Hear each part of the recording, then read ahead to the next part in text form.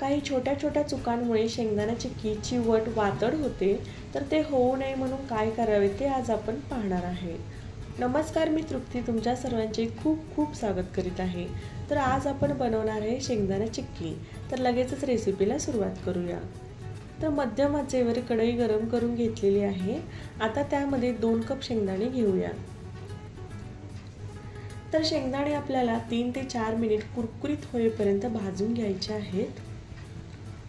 शेंगदाणे भाजत असताना गॅस आपल्याला लो टू मीडियम ठेवायचा आहे, म्हणजे शेंगदाणे आतपर्यंत चांगले भाजले जातील। तर 3 ते 4 मिनिट शेंगदाणे भाजलेले आहेत। आता बघूया शेंगदाण्याची सालं निघतायत का। तर अशा प्रकारे सालं निघाली की समजून जायचं चिक्की बनवण्यासाठी शेंगदाणे तयार आहेत। आता गॅस बंद करूया। शेंगदाणे ताटात काढून थंड करून घेऊया।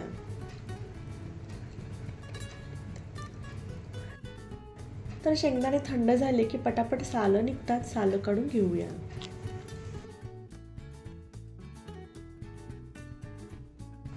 तर सालं काढत असताना त्याच्या 2 डाळी करायच्या, म्हणजे चिक्कीमध्ये शेंगदाणे मोठे मोठे दिसणार नाहीत। तर अशा प्रकारे सालं काढून पाकडून घेतलेलं आहे। यानंतर आपल्याला चिक्कीसाठी पाक तयार करायचा आहे। तर मध्यम आचेवर कढई गरम करून घेतलेली आहे। आता त्यामध्ये 1 चमचा तूप घालूया, म्हणजे चिक्कीला चकाकी छान येईल आणि चिक्की चवीलाही छान लागेल। तर तूप नॉर्मल गरम झाल्यानंतर त्यामध्ये जेवढे शेंगदाणे घेतले तेवढा आपल्याला गूळ घ्यायचा आहे। तर मी या ठिकाणी 2 कप शेंगदाणे घेतलेले होते, तर 2 कप गूळ घेतलेला आहे।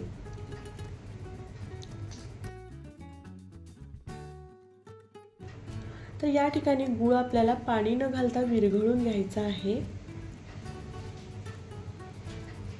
तर गूळ विरघळलेला आहे। यानंतर 2 मिनिट आपल्याला याचा मध्यम कडक पाक तयार करून घ्यायचा आहे। जर आपला पाक कच्चा राहिला तर चिक्कीची वट होते आणि पाक जास्त पुढे गेला तर चिक्की वातड होते, म्हणून आपल्याला पाक मध्यम कडक करायचा आहे। तर मध्यम कडक पाक ओळखायचा कसा, तर प्लेटमध्ये थोडंसं थंड पाणी घेतलं, त्यामध्ये तयार पाकातील काही थेंब टाकायचे।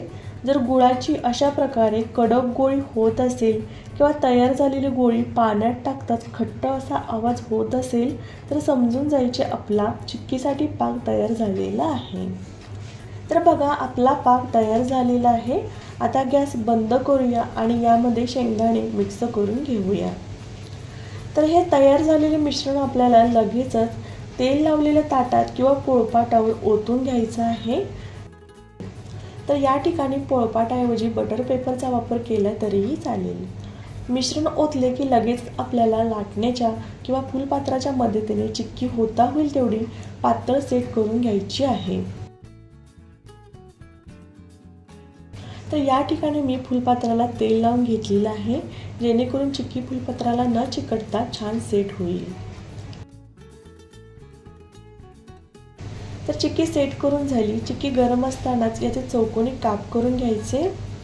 तर अशा प्रकारे मी याला कट देऊन घेते।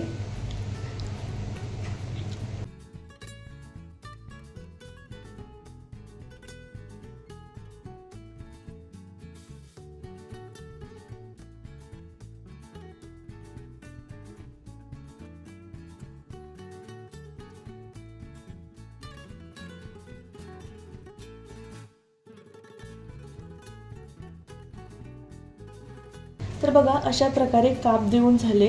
आता चिक्की 30 मिनिट थंड करून घेऊया। तर 30 मिनिट नंतर बघू शकता चिक्की छान झालेली आहे। तर चिक्की आपल्याला हवाबंद डब्यात स्टोअर करायची आहे।